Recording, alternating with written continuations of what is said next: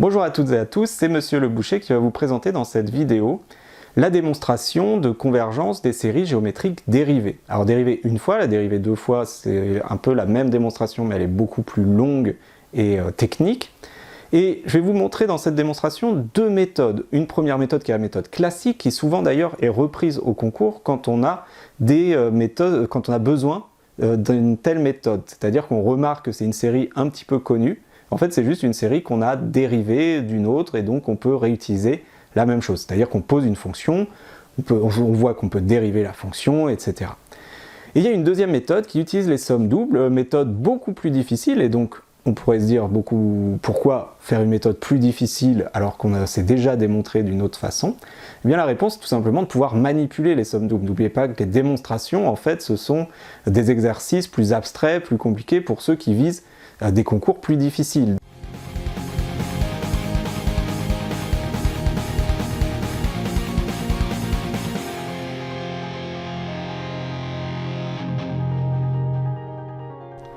Donc nous allons déterminer la somme et démontrer que cette somme géométrique dérivée une fois converge seulement si la valeur absolue de la raison vaut est plus petite que 1. Nous allons démontrer ceci en utilisant deux méthodes. Une première méthode qui utilise la notion de dérivée et donc l'appellation de cette série. Et puis une deuxième méthode qui est plus astucieuse, qui nous permettra d'utiliser les sommes doubles. La somme partielle, ici, s'écrit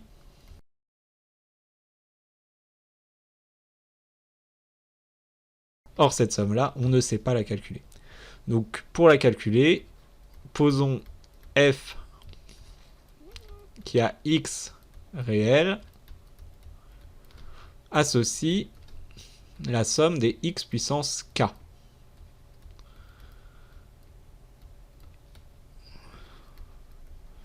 On a également f de x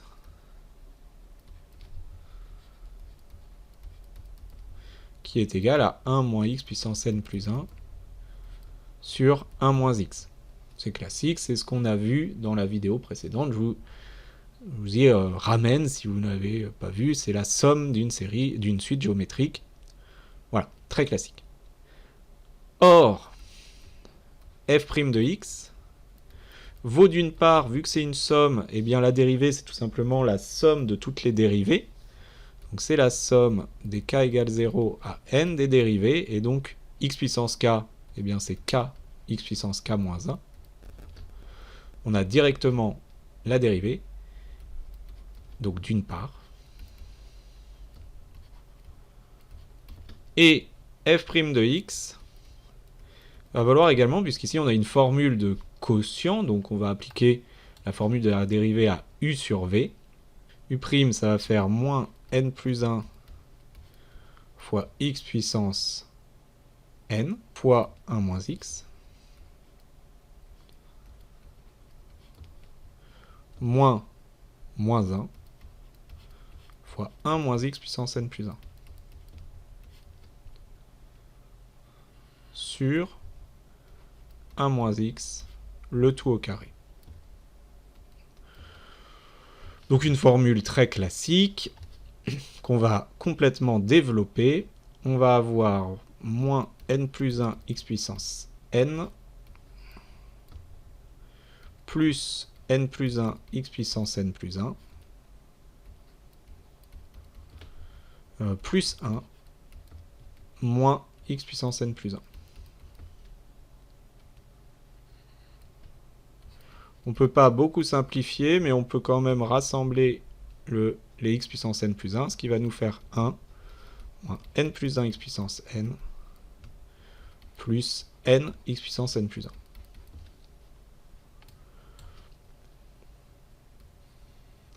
Toujours sur 1 moins x carré. Alors c'est une formule qu'on pourrait en fait vous faire apprendre, mais qui est quand même complexe, qui n'a pas un grand intérêt en pratique. Et donc, ça ne sert à rien, l'intérêt c'est vraiment de le connaître en plus infini, parce que va-t-il se passer? On va ensuite faire la limite. La limite en plus l'infini, alors si x est strictement plus petit que 1, la limite de n plus 1 fois x puissance n quand n tend vers plus l'infini, c'est égal à 0 par croissance comparée. De même, la limite de n x puissance n plus 1 quand n tend vers plus l'infini, c'est égal à 0 par croissance comparée. Cette croissance comparée, c'est une croissance que vous pouvez retrouver dans votre cours de première année si jamais vous avez un doute dessus. Donc finalement, ces deux termes allant vers 0 et n'ayant plus de n ensuite. Donc la série pour n supérieur ou égal à 1 d n q puissance n moins 1 est convergente et vaut bien ce qui reste. C'est-à-dire n q puissance n moins 1 ici sur 1 moins x carré. Voilà, puisque tout le reste tend vers 0. Donc le x, pardon, c'est q. Si on utilise ici. Voilà, première méthode par dérivée. Alors, à savoir que, d'ailleurs, si on veut compléter ce théorème, il faut faire comme tout à l'heure, si x supérieur à 1, on a que n x puissance n plus 1 moins n plus 1 x puissance n, c'est égal à n fois x puissance n facteur de x moins 1 moins x puissance n. Donc ça tend encore vers plus infini, et du coup, le x puissance n va être en facteur.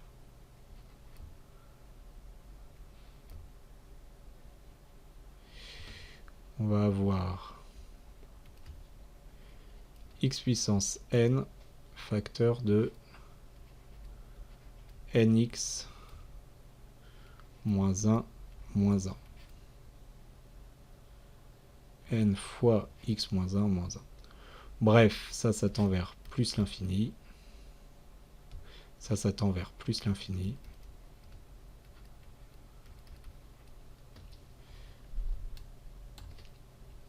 Donc, la limite de n x puissance n plus 1 moins n plus 1 x puissance n, quand n tend vers plus l'infini, c'est égal à plus l'infini. La série est divergente. Et puis toujours pareil, si x, sans valeur absolue bien sûr, si x est plus petit que moins 1, le dernier cas, la suite x puissance n n'admet pas de limite. La série est divergente. Encore une fois, on peut utiliser cette formulation-là qu'on a trouvée. N tend vers plus l'infini, ça tend vers plus ou moins l'infini selon les cas. Et donc, ces produits-là tendent vers plus ou moins l'infini selon la parité de n. Donc, évidemment, ça ne fonctionne pas. La série est divergente. Donc, elle est divergente dans tous les autres cas. Évidemment, quand x est plus petit que 1, eh bien elle est convergente et on a cette formule. Alors, ça c'est la première version, évidemment c'est suffisant, si vous avez ça sur une interro, vous pouvez répondre ça. Mais, j'ai trouvé une autre preuve qui m'a l'air intéressante, mais qui est à la limite du programme, parce que ça parle de somme double, mais du coup on va parler de série double. Méthode numéro 2. Alors pourquoi on pense aux sommes doubles? Parce que on voit qu'en fait, la somme des n égale 1 plus infini des n q puissance n moins 1, c'est 1 sur 1 moins q au carré, et 1 sur 1 moins q au carré, c'est la somme des x puissance k, enfin des q puissance k, au carré. Donc c'est un produit de somme. Et on a vu qu'un produit de somme pouvait être obtenu par une somme double. Donc notamment, on a que la somme pour I et J des Q puissance I plus J, c'est égal à la somme des Q puissance I fois la somme des Q puissance J. Somme indexée sur un rectangle, donc on a ce fameux produit de somme, de série. Alors, ça marche avec les sommes, hein, il faudrait normalement écrire pour I allant de 0 à N, de J allant de 0 à M, et ensuite faire la limite. D'ailleurs, on pourrait le faire ici, donc on va de 0 à N. Ici, on va de 0 à N dans les deux cas. Et ça tend, quand N tend vers plus l'infini, vers une produit de somme de séries géométriques, donc 1 sur 1 moins Q au carré. Voilà. Alors, voilà une première remarque, mais quel est le rapport entre Q puissance I plus J et puis notre problématique? Alors, cette double somme, prenons-la pour l'instant de 0 à N, des Q puissance I plus J, je vais l'écrire comme la somme, pour I allant de 0 à N, de la somme pour J allant de 0 à N des Q puissance I plus J. Pour l'instant, rien de très novateur. Et on va poser un changement d'indice, puisque dans la somme finale qu'on souhaite, eh bien on n'a qu'un seul indice, on n'a pas le I plus J. On va poser K-1 égale I plus J, pour avoir le Q puissance K-1. Ce qui va nous donner, alors le I n'est pas changé, alors attention, parce que là il y a un changement d'indice, mais c'est la somme du J qu'on change uniquement. D'accord? Le I, lui, reste fixe. Donc le I ne bouge pas. Le J, par contre, vaut K-1 moins I. Donc, où le K vaut I plus J plus 1. Donc quand J vaut 0, eh bien K vaut I plus 1.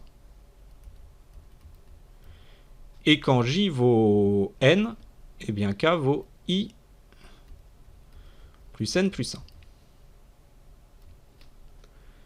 Q puissance K-1.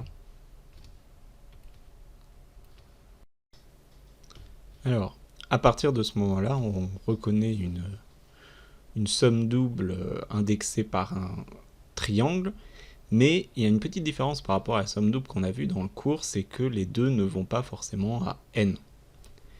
Et donc, si on veut se ramener exactement à ce qu'on a dans le cours, on va écrire ici la somme, puis la somme pour k allant de i plus 1 à n,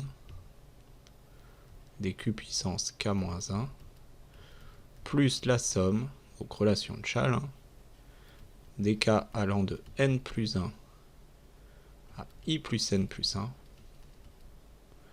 des q puissance k-1. En développant et en utilisant du coup la propriété de linéarité, on a finalement une somme double indexée par un triangle ici,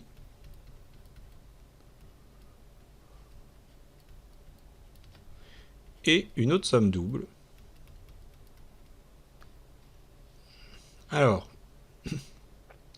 on a deux éléments. La première va être la somme, cette première somme double qui est ici. Alors, qui va nous donner en intervertissant les deux sommes. Et donc là, on utilise la propriété, vue précédemment dans le cours. Va nous donner la somme de k égale 1 à n, de la somme de i égale, donc va aller de 0 à k-1, des q puissance k-1.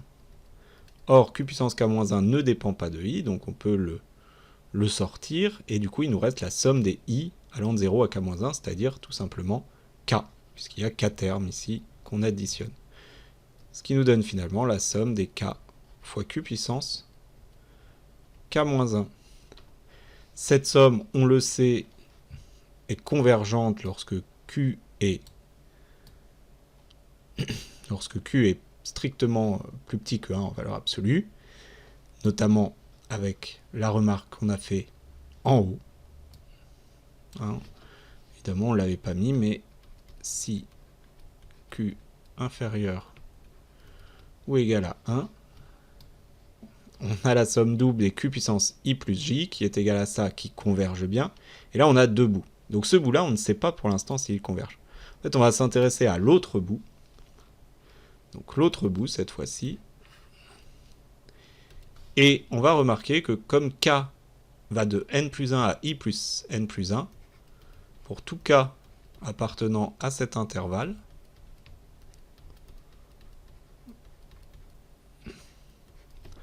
q puissance k-1 est plus petit que q puissance n. Alors cette inégalité a l'air d'être vraie tout le temps, hein, on a remplacé le k-1. En fait, il y a un piège ici, dans lequel il ne faut absolument pas tomber. C'est que ça, c'est vrai si q est plus grand et plus petit que 1, uniquement.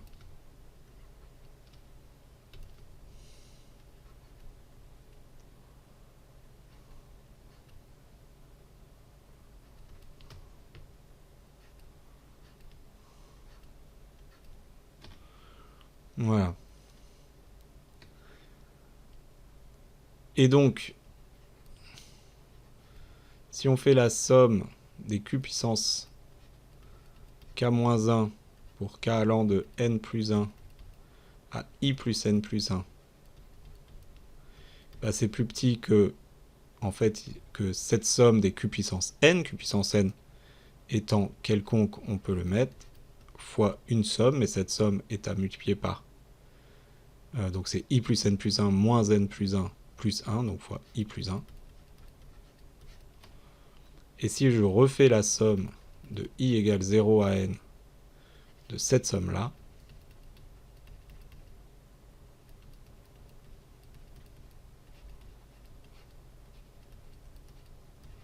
c'est inférieur à q puissance n fois la somme des i plus 1 pour i allant de 0 à n.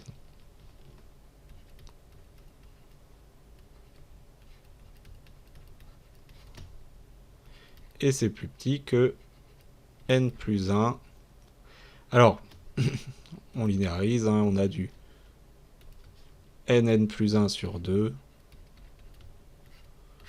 plus n plus 1, le tout fois q puissance n.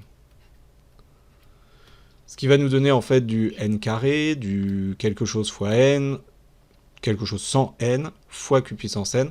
Et en fait, ça, c'est un peu rapide, mais quand n tend vers plus l'infini, ça tend vers 0 par croissance comparée, encore une fois, parce que q en valeur absolue est plus petit que 1. Donc quand q en valeur absolue est plus petit que 1, on a que cette somme converge absolument vers 0, et en utilisant l'inégalité triangulaire, hein, on a que la somme de la somme des q puissance k-1 est toujours inférieure à la somme de la valeur absolue.